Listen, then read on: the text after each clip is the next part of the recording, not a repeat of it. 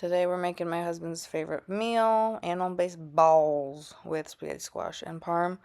You're going to crack your spaghetti squash open, discard the seeds. I do this to 2 whole ones. You inappropriately butter your squash. Don't ever film yourself doing this. I know I won't ever again. Or use like a brush utensil. Once they're all buttered, flip them over. I don't season them at this point. I just put them in a 425-degree oven. Now we're going to move on to the meat. You pulse a whole bag of pork rinds into a dust. You get a meatloaf or meat mix that's third pork, third veal, third beef. Toss your dust in there, and then you're going to go to the wets. So you get a whole onion, some cloves of garlic, recipe in the description. Then about a half cup of parm, some eggs, and again, measurements will be in the description. But pulse that again. No need to chop all this. Just let your blender do it.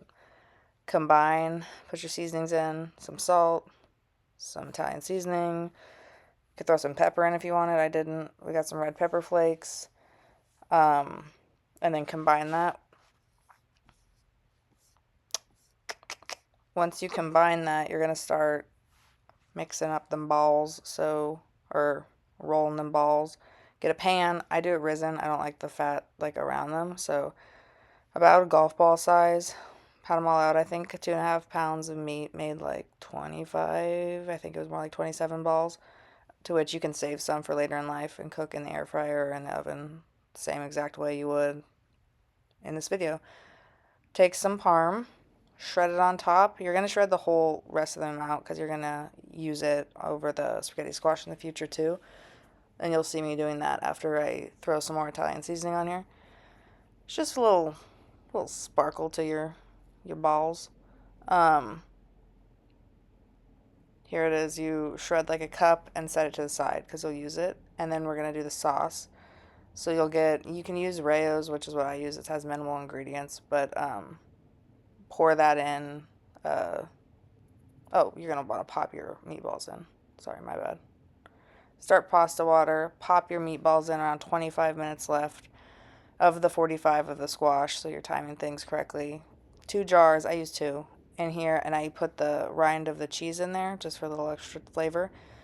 Cover that, and now I take the spaghetti squash out with that. It's like 13 minutes left, but again, you'll see me press with my finger on the back of the knife. If it pierces through, they're ready. And you're going to just kind of take a fork or whatever utensil and fluff it up.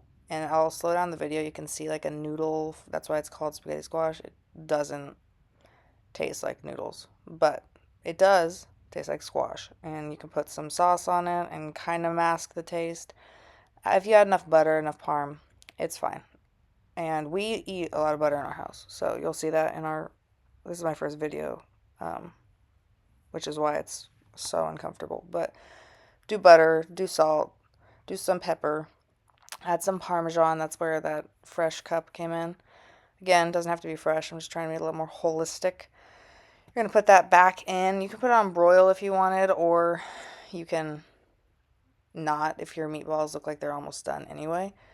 So yeah, I just kept mine on bake on the same setting, 425. I just put them on the top rack so it's closer to the heating element. You get the sauce, do your pasta if you want to do pasta. My kids eat pasta. Do some parsley for a little sparkle on top. It makes it look pretty. That's why it's, the channel's gourmet, because if you're not putting parsley on your stuff, it definitely looks less gourmet. Pull your balls out. Make sure they're done. Should be 165 because there's pork in them. No one wants food poisoning from animal-based meatballs. If you're gonna get food poisoning, it better be some good stuff. These are actually pretty good, I will say. It's not that bad. Now you add, the pasta's done now. Add your sauce, add whatever meatballs. This is what my kids eat. They get squash on the side, but for the most part, my daughter's not about to not eat spaghetti.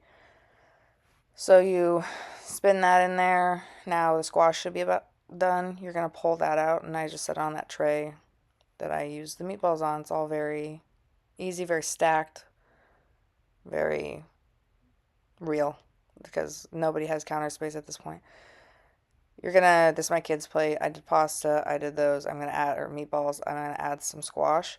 And then you'll see me do my husband's plate.